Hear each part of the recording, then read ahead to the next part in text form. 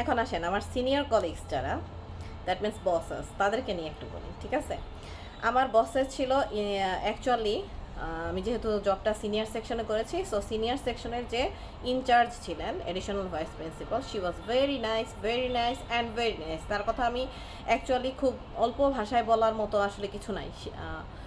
আমার দেখা সবচাইতে ভালো একটা মানুষ, এবং আমি অ্যাকচুয়ালি এই 15,600 টাকা বেতনে ওই স্কুলে চাকরি করতে রাজি হয়েছিলাম ওনার এত ভালো কথাবার্তা, এত ভালো আচরণের জন্য, ঠিক আছে? তার জন্য আমার মনে একটা আলাদা অবস্থান আছে। She is actually a gorgeous lady, ঠিক আছে? সিনিয়র সেকশনের অ্যাডিশনাল ভাইস প্রিন্সিপাল যিনি ছিলেন। তারপর হচ্ছে আমি যে মানে 6-এ যার সাথে মানে আমার ক্লাস করেছিল আমার co teacher, she was also a marvellous lady. আর বায়োলজিতে আমার যার সাথে কাজ ছিল সেও একজন মার্ভেলাস ওম্যান, ঠিক আছে? মার্ভেলাস অ্যান্ড গর্জিয়াস লেডি, ঠিক আছে? I love and respect you a lot, ঠিক আছে?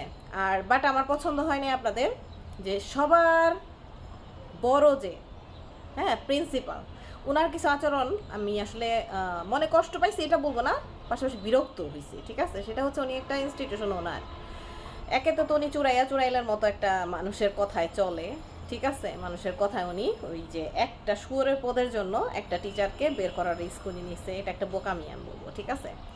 কারণ হচ্ছে 15,600 টাকা, আপনি এর চেয়ে ভালো কিছু আমাকে নিয়ে দেখায়েন, বাই দ্য ওয়ে, ঠিক আছে? কিন্তু আমি কিন্তু পারবো, আমি তো অলরেডি 15,000-15,000-এ 2টা টিউশনে অ্যাকসেপ্ট করছি, এবং সামনে আরও অ্যাকসেপ্ট করব খুব শীঘ্রই। 2 মান্থসের ভিতরে আমার আর্নিং লেভেল আমি 50,000-এ নিয়ে যাবো, দেন 6 মান্থসের ভেতরে আমি 75,000-এ নিয়ে যাব ইনশাআল্লাহ, ঠিক আছে? ওই ক্যাপাবিলিটি আমার আছে।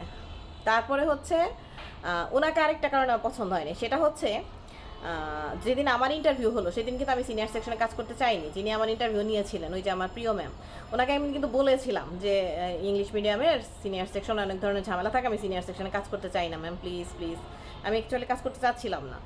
তো ঠিক একই রকম আমি বলবো যে মেইন যে, হ্যাঁ, প্রতিষ্ঠানের প্রধান যে প্রিন্সিপাল ম্যাম, আপনি একটা কাজ করবেন, এরপর থেকে টিচারের যে ইন্টারভিউ নেবেন সেখানে আপনার সাথে আপনি ওই শুয়োরের পদটাকেও রাখবেন, হ্যাঁ?